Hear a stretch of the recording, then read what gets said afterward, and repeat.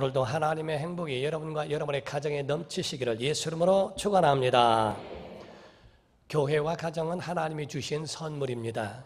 가정에는 하나님의 평안이 있고 교회에는 구원의 역사가 있습니다. 하나님이 모든 만물을 만드시고 난 다음에 하나님 보시기에 좋았더라, 하나님 보시기에 심히 좋았더라 라는 말씀을 하심으로써 이 모든 만물을 지으신 모든 만물 가운데 하나님은 이와 같이 감탄사로서 심히 좋았더라고 말씀을 하셨습니다. 가정과 교회 안에는 기쁨도 사랑도 행복도 가득한 곳이 바로 가정이요 교회이기 때문에 그렇습니다. 우리가 가정이라고 생각할 때는 에덴 동산을 상상하고는 합니다. 에덴 동산은 어떤 곳입니까? 아무것도 가진 것 없는 것 같아도 그 가운데는 만족함이 있고 행복이 넘쳐 있고 사랑이 충만한 곳을 가리켜 에덴 동산이라고 말하지 않습니까? 이와 같이 교회 안에는 하나님이 계시며 하나님이 인도하심으로써 모든 어떤 죄를 범한 사람이라 할지라도 교회만 오면 자유하고 용서받을 수 있다고 생각하고 교회를 그와 같이 믿고 하나님 앞에 나오는 사람들도 많이 있습니다. 교회와 가정은 분리할 수가 없어요. 교회와 가정은 하나님이 주신 최고의 행복의 자리인 줄로 믿습니다. 우리가 그 원리를 볼 텐데 가정이라고 하는 것은 아담의 옆구리를 터쳐 하와를 주심으로 가정의 시작이 되었다면 교회의 시작은 예수님의 옆구리를 터쳐 온 인류의 구원의 시작이 이루어졌다고 볼 수 있다는 거죠. 그러므로 믿음의 사람들이라고 한다면 가정생활뿐만 아니라 교회 생활의 균형을 이룰 수 있도록 해야 한다는 겁니다. 오늘날 많은 사람들을 목회해 오면서 보게 되면 많은 적지 않은 사람들이 그 가운데 가정생활이 어그러지고 힘들어지면 교회 생활에도 큰 영향을 미치는 것을 보게 됩니다. 그럼으로써 모든 가정 가운데서는 하나님의 행복이 있기를 사모해야 하고 그것이 교회 생활과 함께 균형을 이루어갈 수 있도록 노력해야 할 것입니다. 여러분의 가정에는 하나님의 행복으로 행복하게 하시기를 예수 이름으로 축원합니다. 그러므로 개인과 가정 생활에 또 이와 같이 교회 생활에도 잘 하려면 여러분들의 마음을 이와 같이 노력을 해야 할진데 마치 가정의 정원사가 그 정원을 가꾸는 것처럼 가정도 가꿔야 하고 여러분 개인도 가꿔야 하고 교회 생활에서도 신앙생활을 가꿔야 하는데 하나님이 요구하시는 것은 큰 것이 아닙니다. 마치 위대한 것을 해야만이 큰 일이 이루어질 줄로 생각하고 그래야 행복할 것 같아도 그렇지 않습니다. 가정의 행복이라고 하는 것이나 이것은 작은 것에서부터의 사랑의 실천으로부터 비롯된다는 거죠. 그 가운데 작은 사랑, 작은 관심, 작은 배려가 이와 같이 행복의 시작이 될 수 있다는 겁니다. 사랑이라고 하는 것을 세 가지로 나눠볼 수 있을진데 사랑이라고 하는 첫 번째는 이해해 주는 것. 남편이 아내를 이해해주고 남편이 또 아내를 이해하듯 아내는 남편을 이해하고 또 부모가 자녀를 이해하고 자녀는 그 부모와 형제를 함께 이해하면서 살아가는 작은 것부터 시작할 수 있다는 겁니다. 첫 번째는 이해하라, 두 번째는 그것이 안 되겠거든 용납하라, 용서하라, 세 번째로 그리고 그 약점에 대하여서는 비판하고 거기에 대하여 이야기하기 이전에 그 연약함을 담당해 주고 그 연약함을 채워줘라. 이것이 사랑의 시작이라는 겁니다.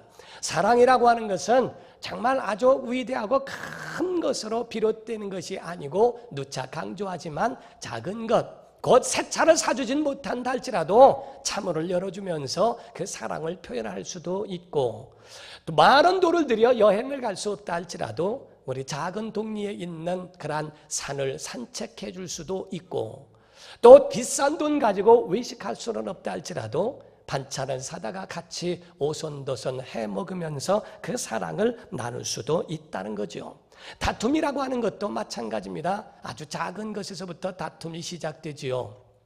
어떤 책에 보니까 부부가 다퉈가지고 20년을 말을 안 한 가정도 있답니다. 20년을 대화를 안 하고 종이로 써서 하더라는 게요. 밥 줘. 그러면은 종이로 알았어. 이렇게 해가지고 말은 한 번도 안 했는데 그 원인이 어디에 있느냐면 그 원인이 TV 채널을 틀은 데서 있다는 거예요.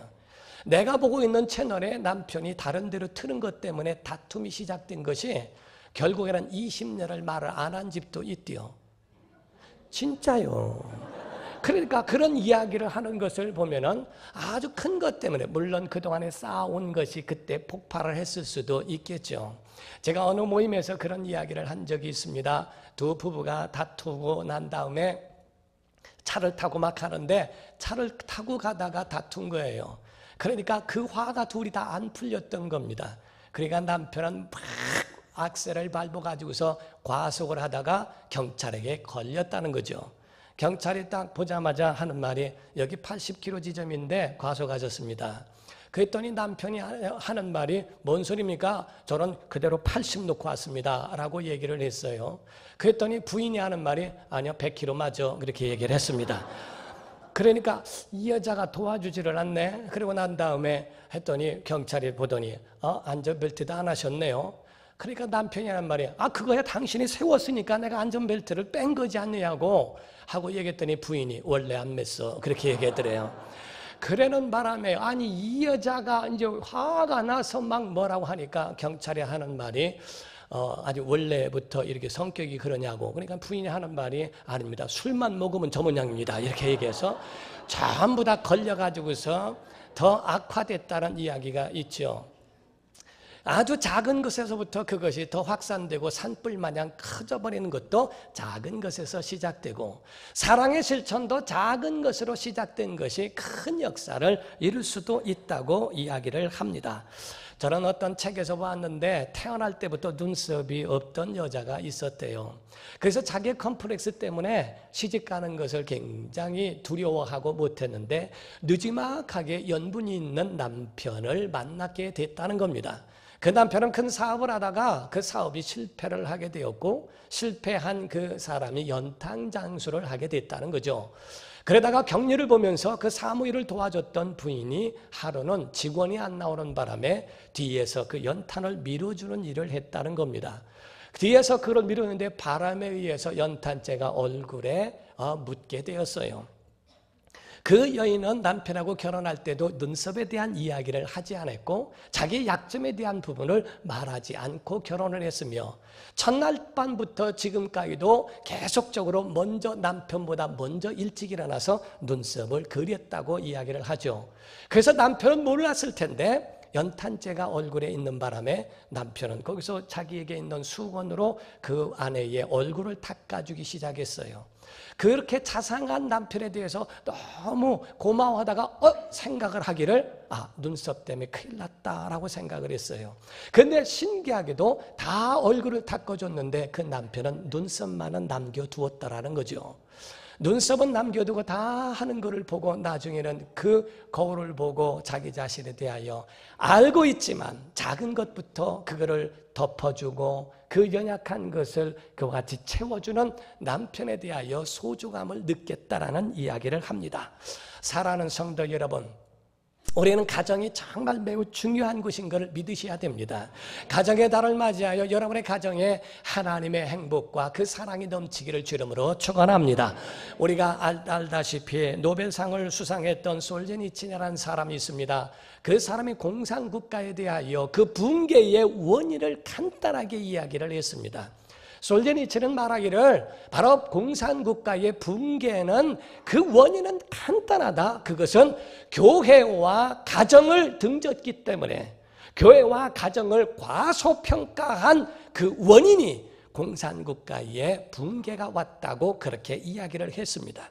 교회를 통하여 하나님의 영광을 나타내고 가정을 통하여 하나님의 행복이 있는데 교회를 등져 하나님을 등지게 되었고 가정을 과소평가하고 가정에 대하여 소홀히 한 결과가 붕괴를 가져왔다고 이야기를 합니다.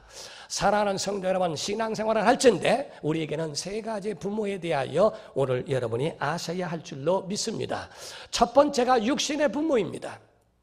육신의 부모는 자기의 존재 의미를 말합니다. 부모가 없으면 오늘의 우리도 존재하지 않습니다. 우리의 육신의 부모가 있기 때문에 그분은 우리의 존재의 근원이 되기 때문에 일평생 그분 앞에 존경하며 또 공경해야 할 이유가 바로 그 안에 있다는 거죠. 두 번째로는 영의 아버지 되신 하나님 아버지이신 줄로 믿습니다. 그 하나님 아버지, 우리가 영의 아버지를 목사라고 생각하기도 하는데 그렇지 않고 영적 아버지는 하나님 아버지시라고 믿어야 합니다.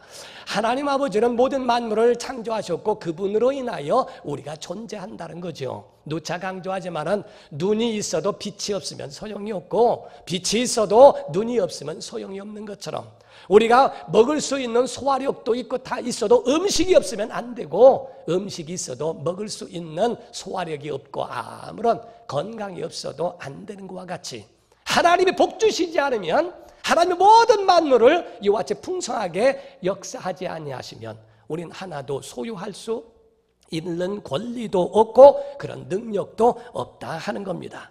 여러분과 저는 하나님의 자녀인 것을 믿고 정말 그 은혜에 감사하는 성도 되기를 주 이름으로 축원합니다. 그래서 하나님을 하나님이라고 말하지 아니하고 하나님을 아버지라고 말하는 것은 최대의 복인 줄로 믿습니다. 로마서 8장 15절에 보게 되면 말씀하기를 너희는 다시 무서워하는 종의 영을 받지 아니하고 양자의 영을 받았으므로 우리가 아빠 아버지라고 부르짖느니라 라고 되어 있어요. 영접하는 자, 곧 그 이름을 믿는 자들에게 하나님의 자녀가 되는 권세를 주셨다라고 하지 않습니까? 하나님은 선하신 분으로 우리에게 좋은 걸 주신다고 말씀을 하셨어요. 그래서 어떤 아버지가 떡을 달라는데 돌을 주며 생선을 달라는데 뱀을 주겠느냐? 하물며 너희 천부께서 너에게 좋은 것으로 주지 않겠느냐? 다만 양육의 방법으로서 우리를 온상 안에 키우심이 아니라 광야에도 두시고 빈들에도 두시고 파도 가운데도 두셔서 우리를 훈련케 하시는 일이 있기 때문에 그래서 그 가운데에 훈련받기 위해서 고난도 있죠. 그건 하나님의 양육 방법입니다. 무쇠덩어리는 가만히 뒀다고 그것이 변화되지 않습니다. 물에는 불에 들어갔다가 그랬다가 망치로 두들겨지고 물속에 들어가는 과정을 통하여 작품이 되고 명품이 되는 거죠. 하나님은 우리를 온상에 키우심이 아니라 하나님의 사람으로 만드시기 위해서는 불에도 넣고 망치로도 뚫기시고 그 가운데 물에도 넣으시는 그 과정을 끝까지 하시는 하나님의 양육 방법이 그 안에 있다 하는 겁니다. 사랑하는 성도 여러분, 하나님은 선하신 분임을 믿으셔야 됩니다. 선하신 하나님이 여러분의 아버지가 되시기를 주 이름으로 축원합니다. 세 번째는 믿음의 아버지입니다. 믿음의 부모와 같습니다. 믿음의 부모로 성직자를 이야기하는데 성직자는 부모의 마음이 있습니다. 하나님의 마음이 있습니다. 부모의 대리자와 같기도 하고 하나님의 대리자와 같아서 아비의 마음을 가지고 성도들을 양육합니다. 질투도 없고 성도가 잘 된다면 목사는 기쁘기가 한량 없습니다. 성도들의 가정의 모든 일에 형통하면 질투하거나 그것을 두고서 배 아파하지 않습니다. 모든 성도가 다 잘 되기를 원하고 모든 성도가 하나님의 기쁨 되기를 원하는 그런 하나님의 마음을 가진 사람이 바로 목사예요. 그래서 목회자를 통하여 하나님께서 어떤 마음을 주셨는가? 아비의 마음을 주셨어요. 고린도전서 4장 15절에 보게 되면 말씀하기를 그리스도 안에서 일만 스승은 있으되 아버지는 많지 않다. 곧 아비의 심정을 가진 자가 많지 않다. 그리스도 예수 안에서 내가 복음으로써 너희를 낳았음이니라. 양육한다고만 말하지 않고 낳았다. 그러므로 난 너희의 믿음의 아버지와 같다. 너희를 영적으로 거듭나게 하고 너희를 믿음으로 양육한다 하는 그러한 말씀을 같이 거기에 곁들여 하고 있습니다. 교회의 재직들이나 교사들, 스승과 같은 사람들, 목회자, 특히 목회자에게는 그 속에 아비의 마음이 있어야 한다는 거예요. 아비의 마음이 없는 참 아비가 아니라 스승은 누구든지 이거 해라 저거 해라 선악은 분별하고 맞다 틀리다를 할 수 있어도 아버지와 같은 마음, 가족에 대한 그런 개념으로 살아가는 사람은 그렇게 교회 안에도 많지 않다는 거죠. 혹여 목회자에게도 마찬가지로 교육도 되지 않고 아비의 마음도 없고 사명도 없고 주님도 이해하지 못하는 목회자들 때문에 개중에는 상처를 받기도 하고 그런 경우도 없지 않아 있습니다. 저는 어떤 사람이 재테크라고 해서 자기의 유익을 위해서 교회 개척을 하고 사람 명수 들여놓고 매매하는 사람도 봤어요. 그리고 그게 바로 하나님이 자기에게 주신 은사라고 얘기하는데 합리화시켜도 제가 볼 때는 삭군에 불과합니다. 예수님 말씀하시기로 선한 목자와 삭군에 대하여 어떻게 분별하셨을까? 요한복음에 보게 되면 요한복음 10장 11절에서 15절에 그렇게 말씀을 하셨어요. 나는 선한 목자라. 선한 목자는 양들을 위하여 목숨을 버리거니와 삭군은 목자가 아니요 양도 제 양이 아니라 이리가 오는 것을 보면 양을 버리고 달아나나니 이리가 양을 물어가고 또 해치느니라. 달아나는 것은 그가 삭군인 까닭에 양을 돌보지 아니함이나 나는 선한 목자라. 나는 내 양을 알고 양도 나를 아는 것이 아버지께서 나를 아시고 내가 아버지를 아는 것 같으니 나는 양을 위하여 목숨을 버리노라. 선한 목자와 삭군 목자의 집중이 달라요. 관심사가 달라요. 선한 목자는 양들에 집중을 하고 양을 위하여 목숨을 버립니다. 그러나 삭군 목자는 가지고 있는 양들에 대하여 관심이 없습니다. 자기 유익에 있어요.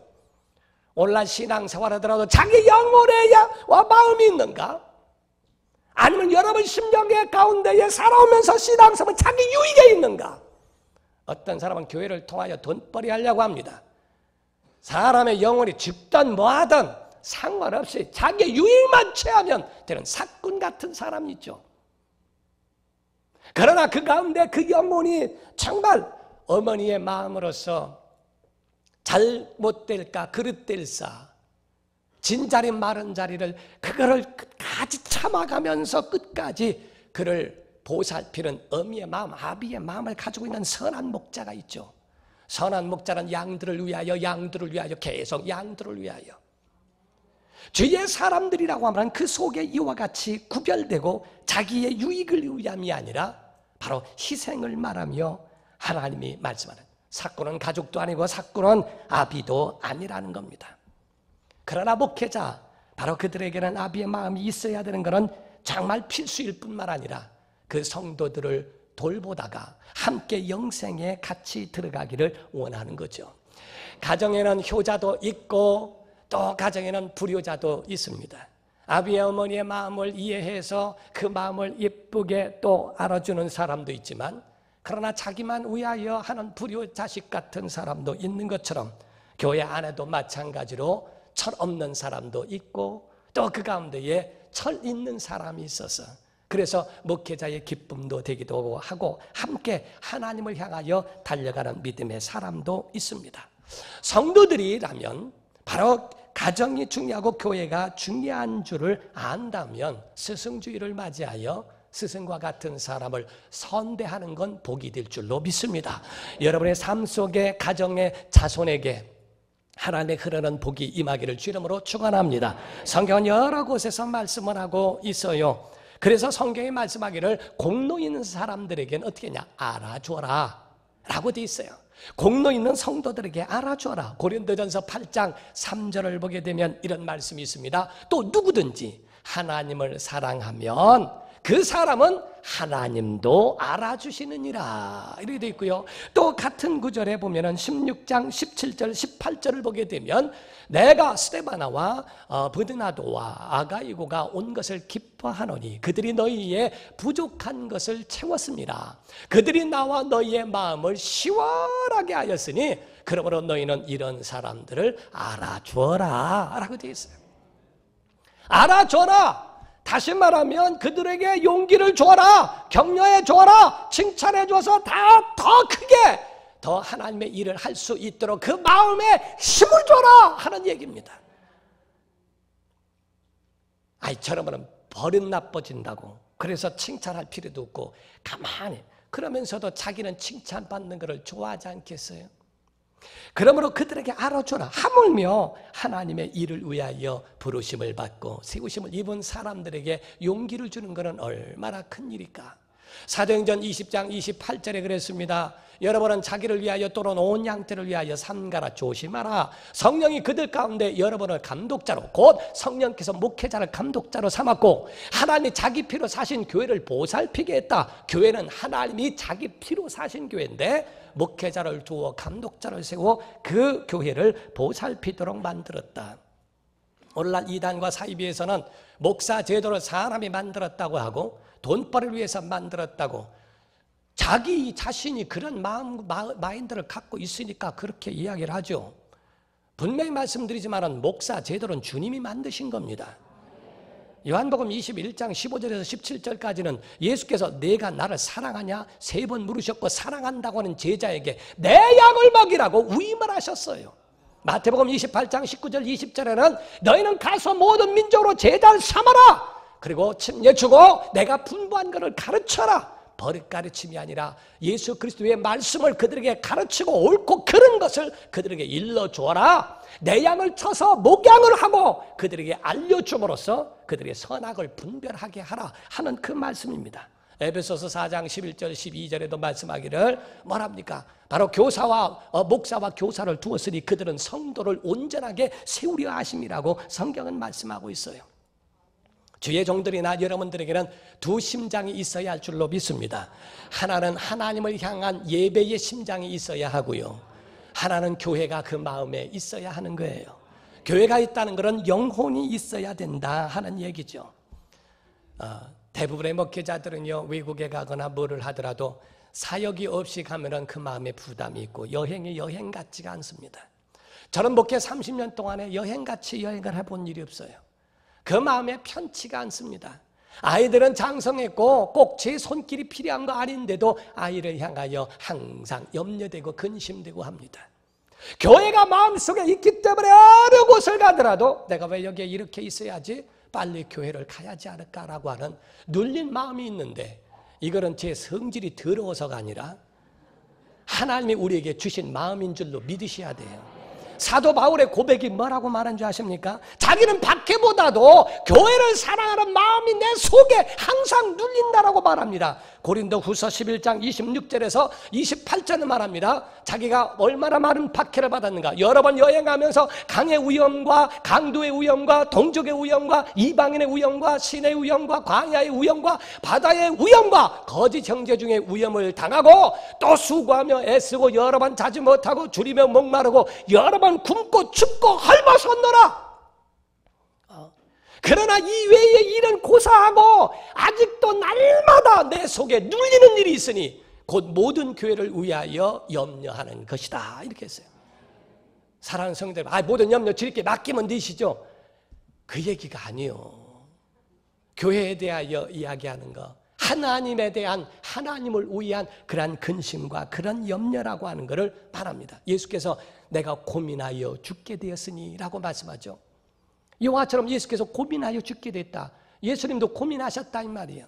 아버지의 뜻을 위하여 고민하고 아버지의 뜻을 위하여 염려하는 것은, 그것은 파괴되는 염려가 아니라는 것을 보여줍니다.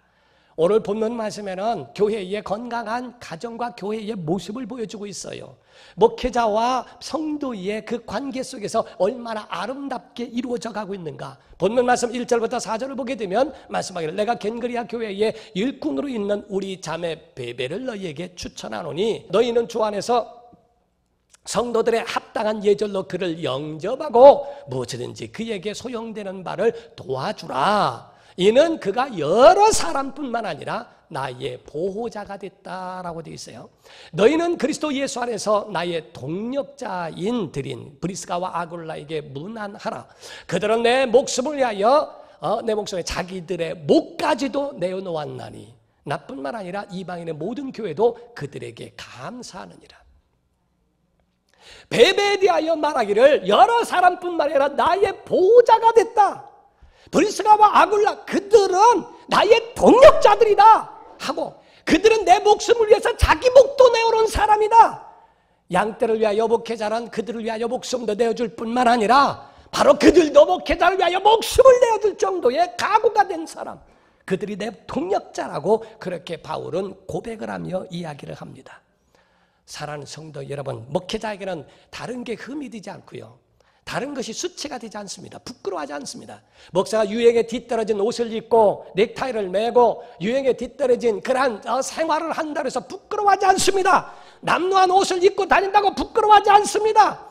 정말 내 삶에 있어서 그런 것이 부끄러운 것이 아니라 예배 중에 하나님의 임재가 있어야 하고, 예배 가운데 주님을 만나야 하고, 예배 가운데에 주님과의 은혜가 있어야 되는데 그 은혜도 없고 영감도 없고 주님과의 만남도 없고 성령의 임재가 없다는 것, 목사가 목사답지 못한다고 하는 그 자체가 얼마나 부끄럽고 수치스러운지 몰라요. 세상 것 때문에 부끄러워하거나 그것 때문에 수치롭게 여기지 않습니다. 바로 여러분 속에는 어떤 사람이 되어야 마땅할까? 정말 여기 가운데 말할 때 13절에는 이런 말씀을 했어요. 주 안에서 택하심을 입은 루포와 그의 어머니에게 문안하라. 루포라는 사람이 있고 그의 어머니가 있는데 그에게 문안하라. 그의 어머니는 곧 내 어머니다. 저는 우리 성도들이 저의 어머니가 되어줬으면 좋겠어요. 싫은 모양이네. 같이 늙었다 이 말이요. 교회의 믿음의 어머니가 되어주기를 바랍니다. 바울은 자기의 사역 가운데서 루포의 어머니는 곧 내 어머니다. 내 사역하는데 내 어머니와 같은 분이다. 얼마만큼 교회를 위하여 근심하며 함께하고 그 은혜를 나눴던지, 그 어머니는 다른 분이 아니야, 내 어머니야 라고 말할 정도로 루포의 어머니는 곧 내 어머니라고 이야기를 합니다. 사랑하는 성도 여러분, 히브리서 마지막으로 보면 히브리서 13장 17절에 이런 말씀이 있어요. 너희를 인도하는 자들에게 순종하고 복종하라. 이단이 아니고 범죄가 아니라면 순종하고 복종하라. 그들은 너희의 영혼을 위하여 경성하기를 자신들이 청산할 자인 것 같이 하느니라. 그들로 하여금 즐거움으로 이것을 하게 하고 근심으로 하게 하지 말라. 그렇지 않으면 너에게 유익이 없느니라. 사랑하는 성도 여러분, 수넴 여인도 주의 종을 잘 영접함으로 복을 받았습니다. 사렙다 여인도 주의 종을 잘 영접함으로 가뭄을 이기게 되었습니다. 여러분, 정말 주의 종들을 선대하며 교사들과 주의 사람들에게 선대한다면 하나님이 이와 같은 복으로 역사해 주실 줄로 믿습니다. 그것은 물질로만 얘기하는 게 아닙니다. 꼭 물질을 이야기하는 게 아닙니다. 말이라도 격려해 주고 힘을 주고 기도해 주는 것, 이것은 바로 목회자에게 큰 힘이요 교사들에게도 큰 능력이 될 줄로 믿습니다. 마지막 한마디만 더 말씀드립니다. 사랑하는 성도 여러분, 우리에게는 세 가지의 줄이, 생명줄이라는 게 있어요. 어머니 태 속에 있는 어린아이가 어머니에게 탯줄이 연결되어 있는 것처럼 우리는 하나님과 연결되어 있는 그러한 것과 같은 세 가지의 신령한 줄이 있습니다. 그 세 가지가 첫 번째로는 하나님과의 관계 속에 이루어지는 생명줄이고, 자, 아멘 좀 해봅시다. 하나님과 관계에 있는 생명줄이 있기를 주 이름으로 축원합니다. 두 번째로는 이웃과의 관계 속에 이루어지는 사랑의 줄이 있기를 주 이름으로 축원합니다. 세 번째로는 목회자와 성도의 관계 가운데서 목회자가 축복해 줄 수 있는 축복의 줄이 있기를 예수 이름으로 축원합니다. 기도하겠습니다. 다 같이 통성으로 기도할 때 건강한 가정과 교회의 모습이 있어 우리 안에 이와 같은 이 세 가지의 탯줄이, 생명줄이, 사랑의 줄이, 축복의 줄이 우리 안에 있도록 도와주옵소서. 정말 주의 은혜로 붙잡아 주옵소서. 다 같이 통성으로 기도합니다. 살아계신 하나님 아버지, 은혜와 사랑을 감사드립니다. 오늘 우리 모두가 다 이와 같이 하나님이 보시는 건강한 가정과 교회의 모습이 이루어지게 하여 주시옵소서.